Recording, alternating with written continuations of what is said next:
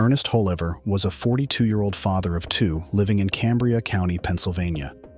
He had been married to his wife Jean for over 20 years, and together they had two daughters, Victoria aged 20 and Elizabeth aged 15. By all accounts, the Wholaver family seemed normal and nondescript. However, behind closed doors, Ernest had a dark side that would eventually lead to tragic consequences. For years, Ernest had been sexually abusing his own daughters, Victoria and Elizabeth. The unthinkable abuse had been occurring since the girls were young children. Victoria and Elizabeth kept the devastating secret hidden, fearing what their father might do if they told anyone.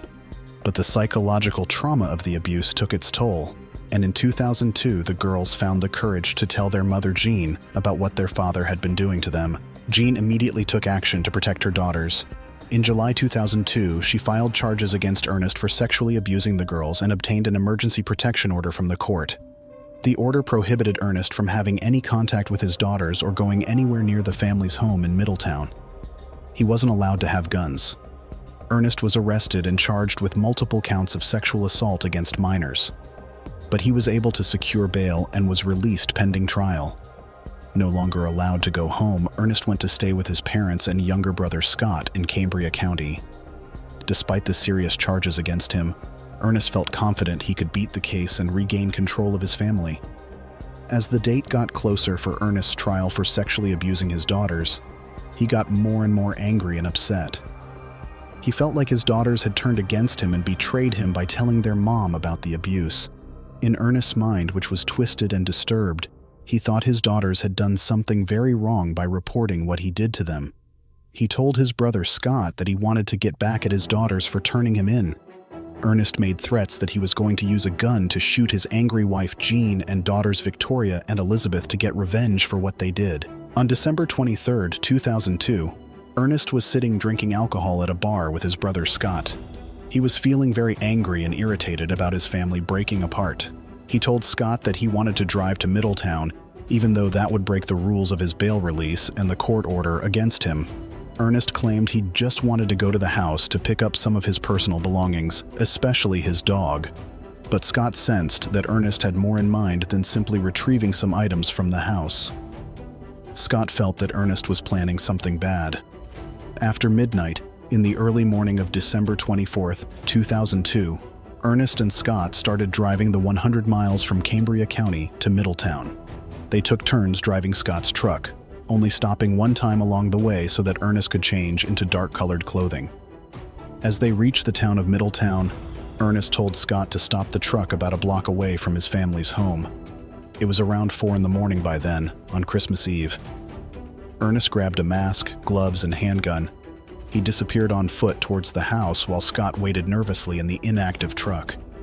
About 10 minutes later, Ernest returned in an agitated state. "Go, go, go," he urged Scott, who hit the gas to drive off. In the rearview mirror, Scott saw Ernest tearing off his mask and gloves. Ernest's shirt was stained with drops of blood. Later, when they stopped to discard evidence, Scott saw a shotgun in the back seat next to containers of gasoline. Ernest calmly told his younger brother, "You were never here tonight." The drive back to Cambria County was quiet but tense. Ernest seemed satisfied, while Scott felt uneasy about what had just happened.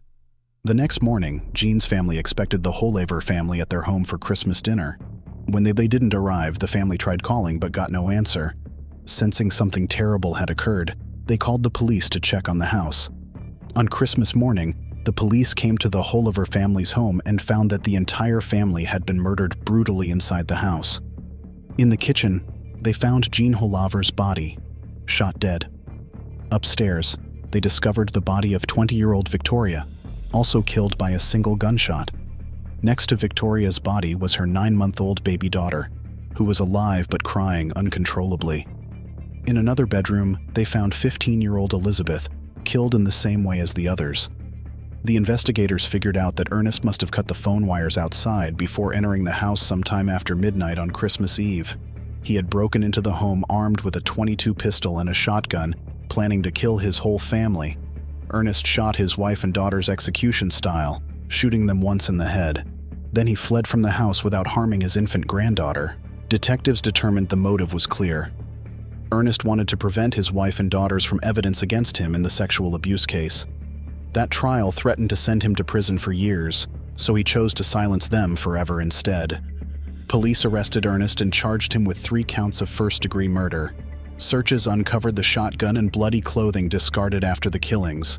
Ernest's brother Scott soon confessed his role in driving Ernest to commit the murders. He led authorities to a remote site where Ernest had dumped incriminating evidence. While Ernest was in jail waiting for his trial, he tried to hire a hitman, someone to commit murder, to kill his daughter Victoria's boyfriend, Francisco Ramos. Ernest believed Francisco had gotten Victoria pregnant.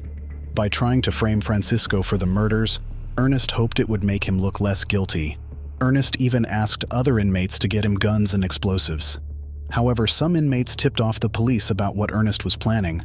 The police recorded Ernest talking about his murder plots and threats, so they found out about his plans to kill Francisco and frame him for the murders.